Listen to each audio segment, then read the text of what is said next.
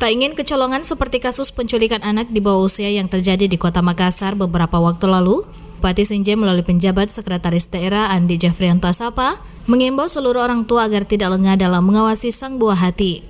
Hal ini disampaikan Sekda bukan hanya menjurus kepada orang tua kandung, namun juga orang tua anak saat di sekolah.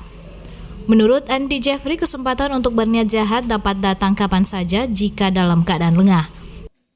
Saya atas nama pemerintah Kabupaten Sinjai mengimbau kepada seluruh masyarakat Kabupaten Sinjai, terkhusus yang memiliki anak-anak balita, jangan lengah dengan pengawasan kepada anak-anak kita. Makassar sudah ada kejadian dan mudah-mudahan ini tidak terjadi di Sinjai.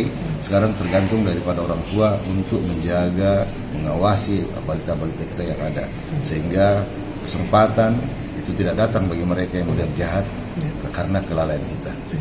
Sebelumnya diinformasikan seorang anak asal Kecamatan Panakukang, Makassar hilang lantaran diculik oleh 2 orang tak dikenal.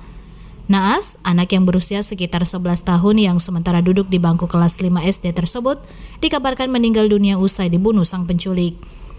Pelaku diketahui kini dalam pemeriksaan pihak kepolisian Kota Makassar. Sakaria Ridwan, Sinjai TV.